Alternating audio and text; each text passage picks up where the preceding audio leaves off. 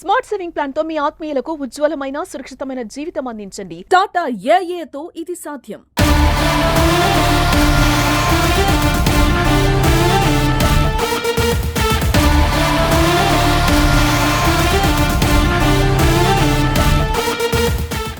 మహాకవి శ్రీ దాశరథి గారు తెలంగాణ గురించి నా తెలంగాణ కోటి రత్నాల వీణ అని వివరించారు. అలాంటి తెలంగాణ రాష్ట్రం సాధించుకొని బంగారు తెలంగాణగా తీర్చిదిద్దడానికి రాష్ట్ర ప్రభుత్వం నిర్విరామంగా కృషి చేయడం జరుగుతుంది. తెలంగాణ రాష్ట్రం ఆవిర్భవించి 11 సంవత్సరాలు పూర్తి కాబడి 12వ సంవత్సరాలకి అడుగుడిన సందర్భంగా తెలంగాణ రాష్ట్ర ప్రభుత్వం వివిధ రంగాల్లో సాధించిన ప్రగతిని తెలంగాణ రాష్ట్ర సాధన కోసం జరిపిన మహోద్యమంలో మనమంతా భాగస్వామ్యులం. మానవీయమైన దృక్పథం, నిర్మాణాత్మకమైన ఆలోచన, ప్రణాళిక రచన, పారదర్శకమైన పరిపాలన వీటన్నిటి మేలు కలయికైన తెలంగాణ మోడల్ నేడు జాతీయ అంతర్జాతీయ స్థాయిలో మన్ననలు పొందుతున్నది. రాష్ట్రంలోని అన్ని సామాజిక వర్గాల ప్రజల ఆకాంక్షలను అనుగుణంగా గ్రామీణ, పట్టణ, నగర ప్రాంతాలకు సమ ప్రాధాన్యం ఇస్తూ సమగ్ర అభివృద్ధిని సాధిస్తూ ముందుకు సాగుతున్నాం. తెలంగాణ రాష్ట్రాన్ని భారతదేశంలోనే ప్రపంచ స్థాయిలో అగ్రస్థానంగా నిలిపేందుకు గౌరవ ముఖ్యమంత్రి రేవంత్ రెడ్డి గారి నాయకత్వంలో తెలంగాణ రైజింగ్ 2047 విజన్తో ప్రజాప్రభుత్వం ముందుకు సాగుతోంది. తెలంగాణ రాష్ట్ర అభివృద్ధికి ఆర్థిక, సామాజిక, పరిపాలన రంగాల్లో ఆదర్శవంతమైన లక్ష్యాలతో తెలంగాణ రైజింగ్ 2047 విజన్ డాక్యుమెంట్ ను రూపొందించినట్టు గౌరవ ముఖ్యమంత్రి రేవంత్ రెడ్డి గారు ఇటీవల జరిగిన నీతి ఆయోగ్ సమావేశంలో వెల్లడించడం జరిగింది. తెలంగాణ రైజింగ్ 2047 కీలక అంశాలు. తెలంగాణ రైజింగ్ 2047 విజన్లో 4 కీలక అంశాలు ఉన్నాయి. పేదల సంక్షేమం, సమగ్ర పాలసీల రూపకల్పన, ప్రపంచ స్థాయి ఇన్ఫ్రా డెవలప్మెంట్, పారదర్శక సుపరిపాలన లక్ష్యాలను ప్రాధాన్యం ఇస్తారు. ఈ లక్ష్యాల సాధనకు ప్రభుత్వం ఇప్పటికే పలు చర్యలు చేపట్టింది. తెలంగాణ సమగ్ర అభివృద్ధికి ఇప్పటికే welfare and social justice policy, green energy policy, infra and industrial policy, tourism పాలసీలను ప్రభుత్వం సిద్ధం చేసింది. ఈ విజన్ డాక్యుమెంట్ భవిష్యత్ తెలంగాణకు ఒక భగవద్గీత లాంటిది. ఇది తెలంగాణ రూపురేఖలనే మార్చేస్తుంది. ఆడబిడ్డలకు అండదండలు. ఆడబిడ్డలు ఆనందంగా ఉన్న ఇంట మహాలక్ష్మి తాండవిస్తుంది. అందుకే రాష్ట్రంలో 1 కోటి మంది ఆడబిడ్డలను కోటీశ్వరులను చేయాలన్న సంకల్పంతో ప్రభుత్వం అనేక కార్యక్రమాలు చేపట్టింది.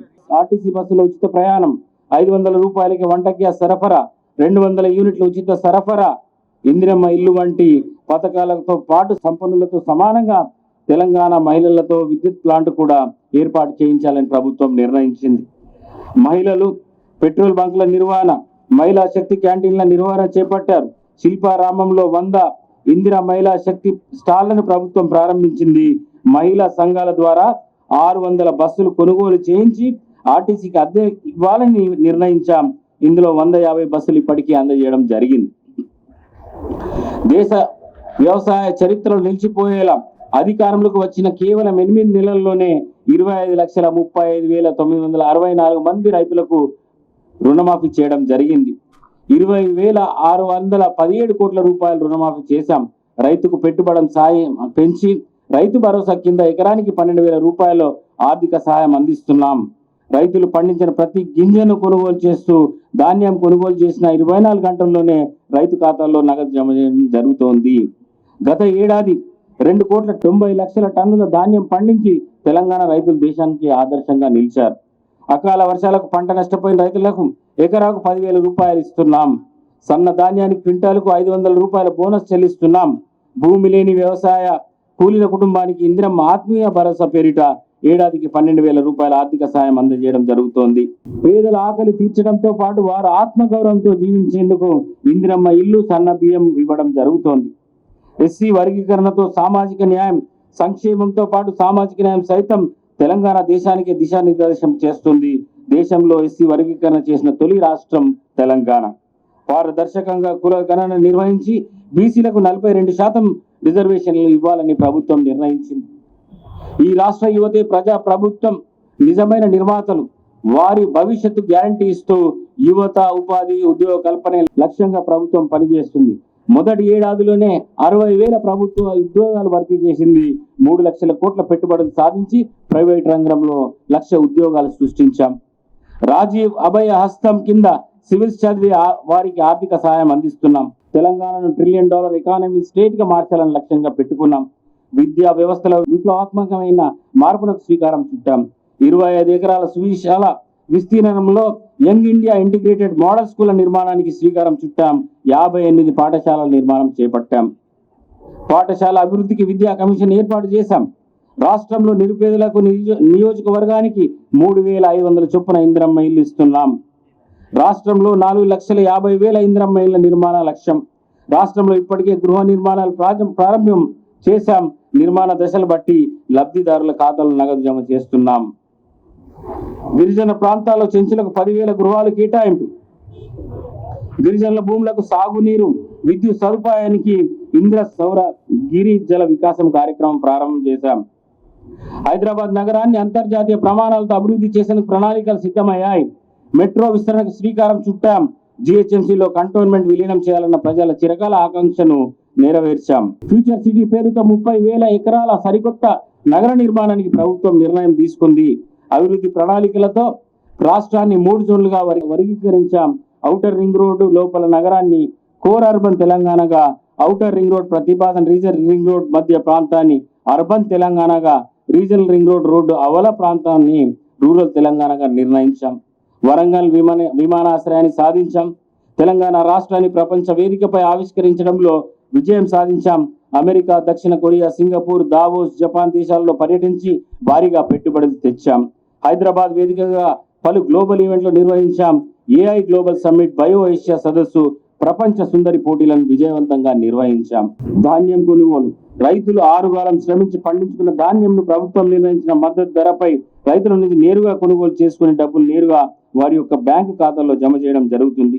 జిల్లాల్లో ఈ రబీ సీజన్లో 700 కేంద్రాల ద్వారా 8,19,665 మెట్రిక్ టన్నుల ధాన్యాన్ని 5,774 మంది రైతుల నుండి కొనుగోలు చేయడం జరిగింది.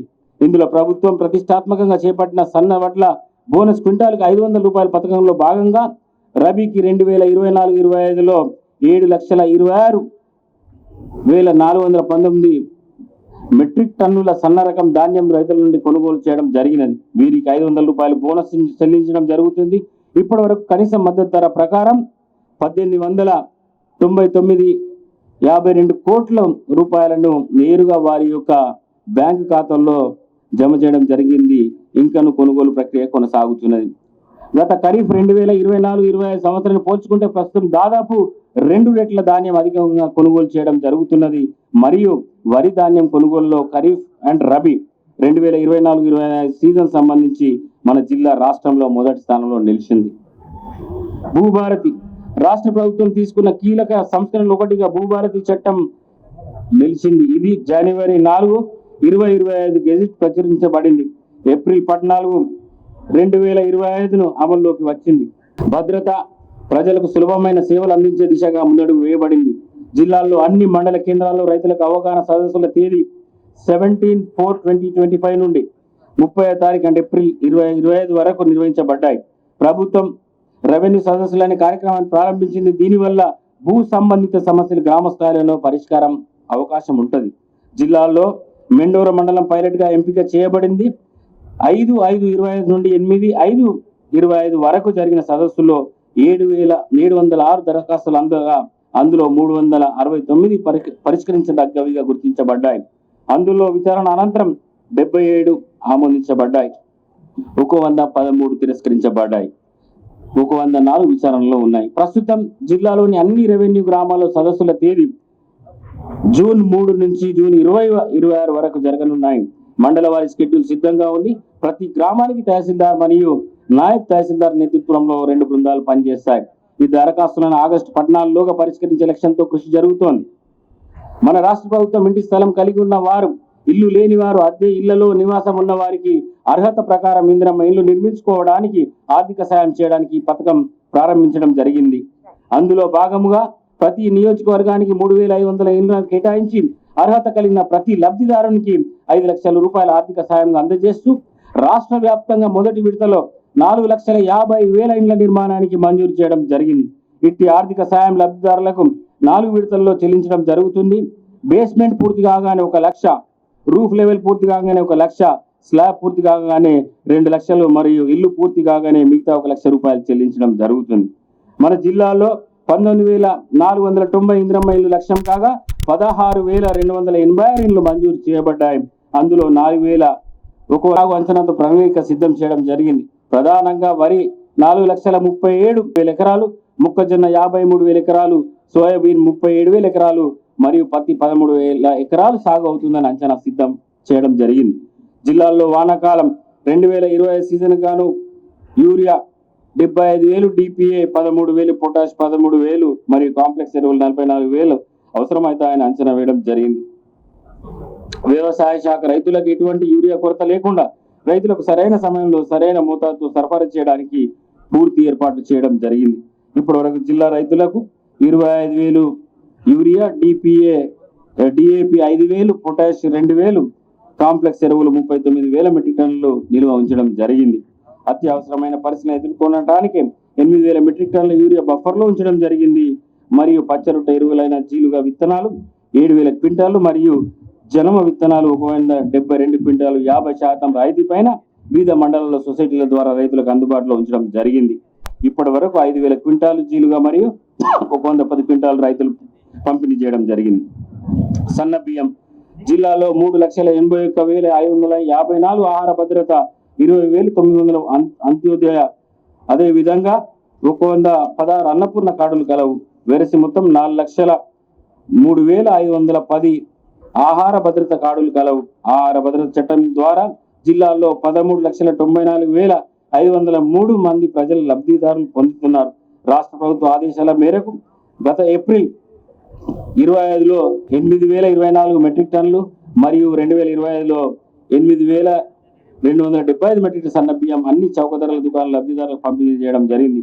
ప్రస్తుత జూన్ 25 నుండి కేంద్ర ప్రభుత్వ ఆదేశాల మేరకు 3 నెలల బియ్యంను అనగా జూన్ 2025 నుండి ఆగస్టు 2025 వరకు మొత్తం 26,217 మెట్రిక్ టన్నుల ఉచిత సన్న బియ్యంని కేటాయించడం జరిగింది.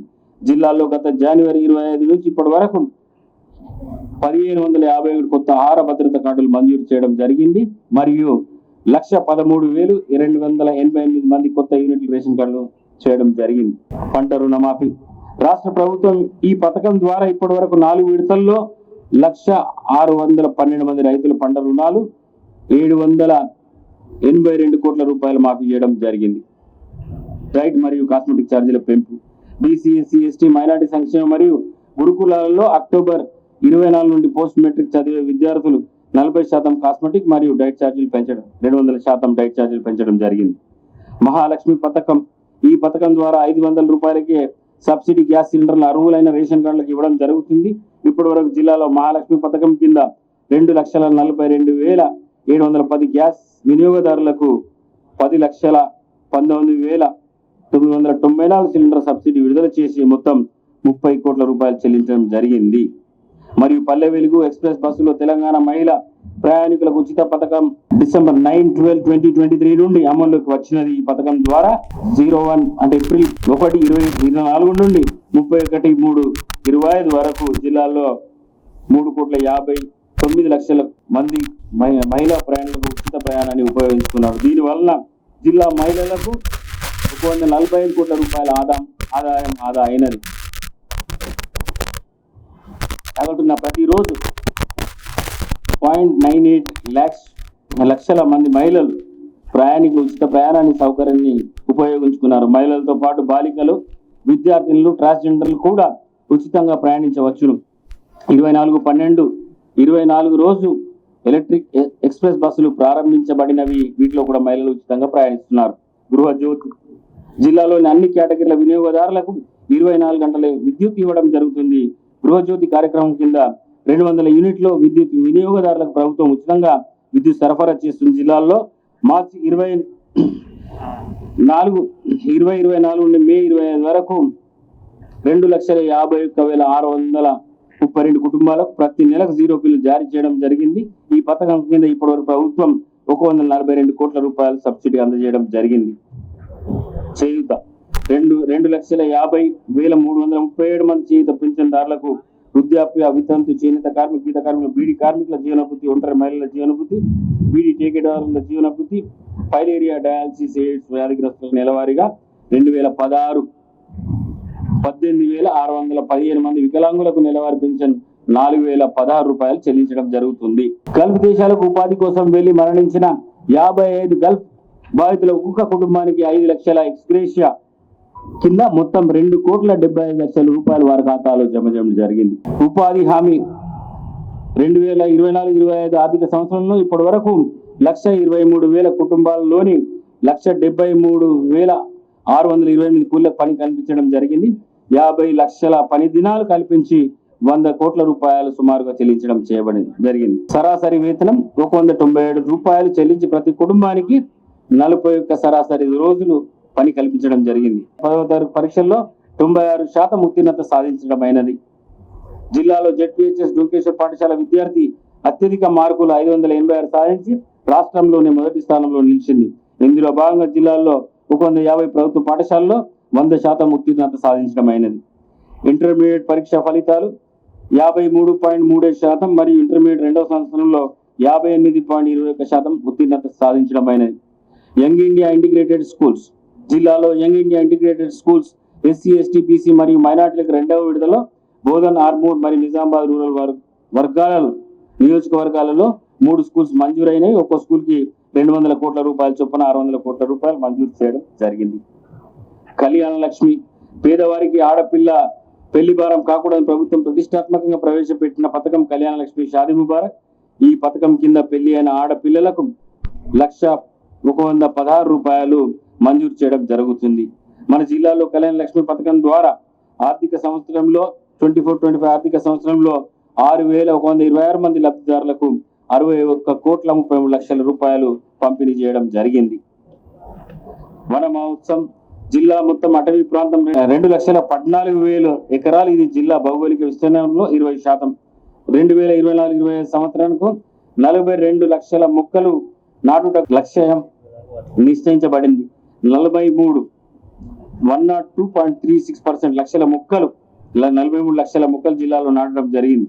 2025-26 సంవత్సరానికి 51 లక్షల మొక్కలు నాటుటకు లక్ష్యం నిశ్చయించబడింది. జిల్లాలో NH-44 మరియు NH-63 రోడ్ల వెంట అవెన్యూ ప్లాంటేషన్ 185 కింద మొక్కలను నాటడం జరిగింది. ప్రతి గ్రామ పంచాయతీలో ఒక నర్సరీని పెంచుతూ జిల్లాలో మొత్తం 530 నర్సరీలు మరియు మున్సిపల్ కార్పొరేషన్ 3 మున్సిపాలిటీలు యందు 34 పట్టణ నర్సరీలు ఏర్పాటు చేయడం జరిగింది. మొత్తం 48 లక్షల మొక్కలు జిల్లాలో నాటడం జరిగింది. పోలీస్ శాఖ హింసకు గురైన మహిళలను మరియు పిల్లల యొక్క రక్షణ మరియు సహకార నిమిత్తం అన్ని రకాల సౌకర్యాలు ఒకే చోట కల్పించడం నిమిత్తమై జిల్లా యందు పోలీస్ శాఖ ఆధ్వర్యంలో భరోసా సెంటర్ ను జనవరి 19న ప్రారంభించడం జరిగింది.